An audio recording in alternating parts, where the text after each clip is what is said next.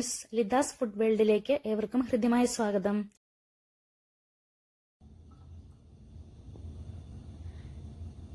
ഇന്ന് ഞാനിവിടെ തയ്യാറാക്കാൻ പോകുന്നത് നമ്മുടെ മലയാളികളുടെ പ്രിയപ്പെട്ട ചായക്കട പലഹാരമായ പഴംപൊരിയാണ്. അതിനാവശ്യമായിരിക്കുന്ന ഇൻഗ്രീഡിയൻസ് എന്തൊക്കെയാണെന്ന് നമുക്ക് നോക്കാം. ഞാനിവിടെ നന്നായി പഴുത്ത 2 വലിയ നേന്ത്രപ്പഴം എടുത്തിട്ടുണ്ട്. പിന്നെ മൈദ 1.5 കപ്പ്, പുട്ടുപൊടി 1 ടേബിൾ സ്പൂൺ, 1/4 ടീസ്പൂൺ മഞ്ഞൾപ്പൊടി, 1/2 ടീസ്പൂൺ ബേക്കിംഗ് പൗഡർ, പിന്നെ ഉപ്പ്, വെള്ളം, പഞ്ചസാര, എണ്ണ ആവശ്യത്തിന്. അപ്പോൾ ആദ്യം തന്നെ നമുക്ക് ഇതിൻ്റെ ബാറ്റർ ഒന്ന് തയ്യാറാക്കാം. എടുത്തു വെച്ചിരിക്കുന്ന മൈദ ഒരു വലിയ പാത്രത്തിലേക്ക് ഇടാം.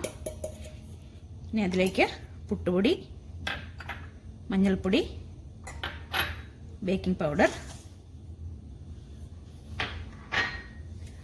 ഒരു അല്പം ഉപ്പിട്ട് കൊടുക്കാം.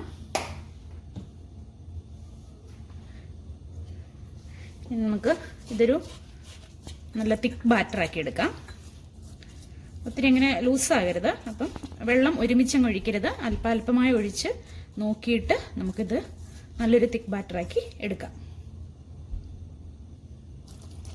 ഇനി ഇതിലേക്ക് നമുക്ക് ആവശ്യത്തിന് പഞ്ചസാര ചേർത്ത് കൊടുക്കാം. അത് നമുക്ക് ആവശ്യത്തിന് എന്തോരം മധുരം വേണോ അതിനുള്ള പഞ്ചസാര ഇട്ട് കൊടുക്കാം. ഞാനിപ്പോൾ ഇവിടെ ഒരു 5 സ്പൂൺ പഞ്ചസാരയാണ് ഇട്ട് കൊടുക്കുന്നത്.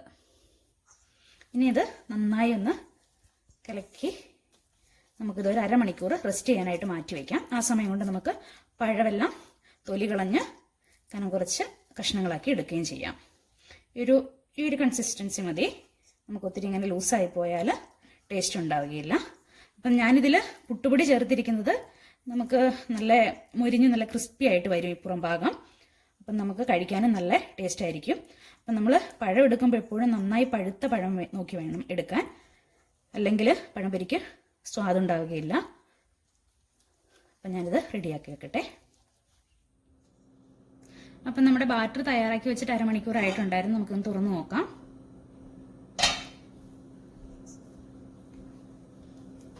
അപ്പം നമ്മുടെ ഈ ഒരു കൺസിസ്റ്റൻസിയിലാണ് നമുക്ക് വേണ്ടുന്നത്.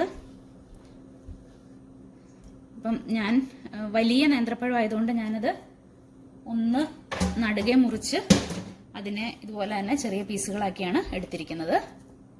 നമ്മൾ ചെറിയ പഴമൊക്കെ ആണെങ്കിൽ നീളത്തിൽ തന്നെ കനം കുറച്ച് മുറിച്ചാൽ മതി. പിന്നെ ഒരു ഫ്രൈങ് പാൻ അടുപ്പത്ത് വെച്ച് ഞാൻ അതിന് ആവശ്യമായിട്ടുള്ള ഓയിൽ ഒഴിച്ചു കൊടുത്ത് ചൂടാകാൻ വെച്ചിട്ടുണ്ടായിരുന്നു. അപ്പം നമുക്ക് ഈ പഴത്തിൻ്റെ പീസുകൾ ഓരോന്നായി ബാറ്ററിൽ മുക്കി എണ്ണയിലിട്ട് വറുത്ത് പോരാം. അപ്പോൾ നമ്മുടെ എണ്ണ നന്നായി ചൂടായിട്ടുണ്ട്.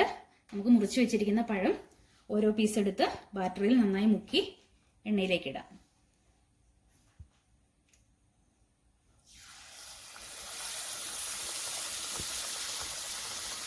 തീ നമ്മൾ കുറച്ച് വയ്ക്കണം, അല്ലെങ്കിൽ ഇത് പഴം നന്നായി വേവുകയില്ല, പുറമേ നന്നായിട്ട് മുരിഞ്ഞു പോവുകയും ചെയ്യും.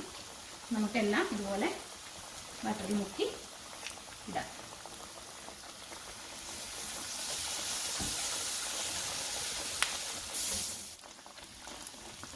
നമുക്കിതുപോലെ ഇങ്ങനെ ഒരു തവി ഉപയോഗിച്ച് എണ്ണ ഇതിന് മുകളിലേക്ക് ഇങ്ങനെ ഒന്ന് ഒഴിച്ചു കൊടുക്കാം.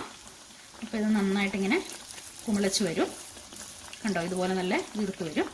അതിനുശേഷം നമുക്കിത് അപ്പുറവശം മറിച്ചിടാം. ഇതുപോലെ നമുക്ക് ഇരുവശവും മറിച്ചും തിരിച്ചുവിട്ട് വേവിച്ചെടുക്കാം.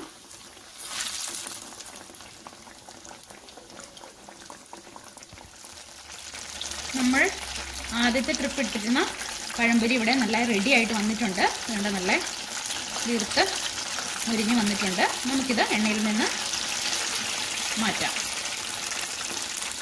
ഞാനൊരു സ്റ്റെയിനറിലേക്കാണ് ഇത് വെക്കുന്നത്. ഇതുപോലെ ബാക്കിയുള്ള പഴംപൊരികളും നമുക്ക് തയ്യാറാക്കിയെടുക്കാം. അപ്പോൾ നമ്മുടെ നല്ല ടേസ്റ്റി ആയിട്ടുള്ള പഴംപൊരി ഇവിടെ റെഡി ആയിരിക്കുകയാണ്. എല്ലാവരും ഇതൊന്ന് ട്രൈ ചെയ്യണം. അടുത്ത ദിവസം മറ്റൊരു റെസിപ്പിയുമായി വീണ്ടും കാണാം.